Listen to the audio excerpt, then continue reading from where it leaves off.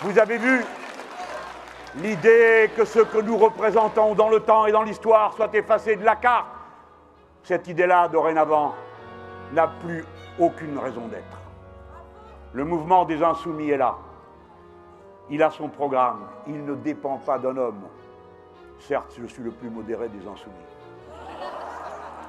Ils ont choisi comme ça. Mais le temps long est avec nous. Et nous lui avons donné sa forme organisée. Pour ma part, militant politique, tant de temps.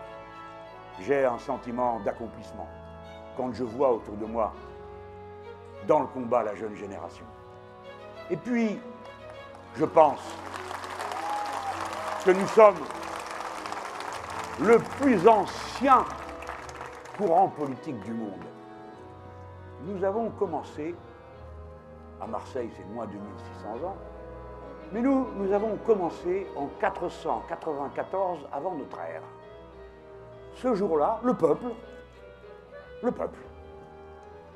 a décidé que puisque les puissants le rabiotaient tout le temps, puisqu'ils étaient juste bons à donner des ordres pour les faire travailler, et le reste du temps, il n'y avait pas de partage, le peuple de Rome, a fait la première grève générale populaire de l'histoire. Ils se sont tous retirés sur le mont Aventa et leur ont dit, bien, puisque vous êtes si malins, faites-vous à bouffer.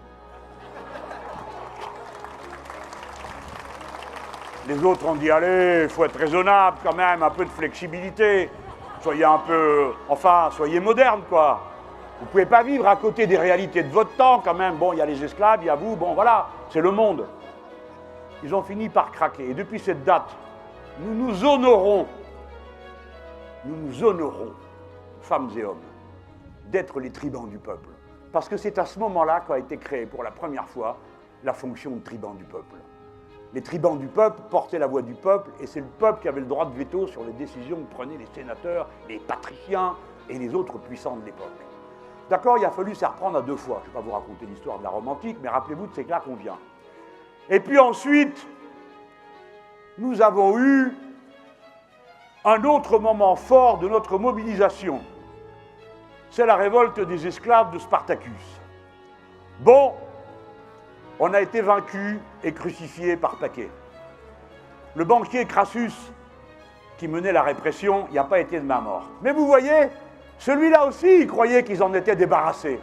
Eh bien, nous revoilà, nous sommes là, et le fil ne s'est jamais rompu. Et il continue. Et Marseille s'est libérée parce que son peuple s'est mis en mouvement. Et le peuple français s'est libéré. Et les travailleurs et les travailleuses se sont libérés. Et ils continueront à le faire, d'autant plus fermement et sûrement qu'ils peuvent s'appuyer sur une force cohérente, conséquente, qui ne fait la leçon à personne, qui ne nie l'intérêt de personne, mais qui dit d'abord priorité par-dessus tout à la fédération du peuple.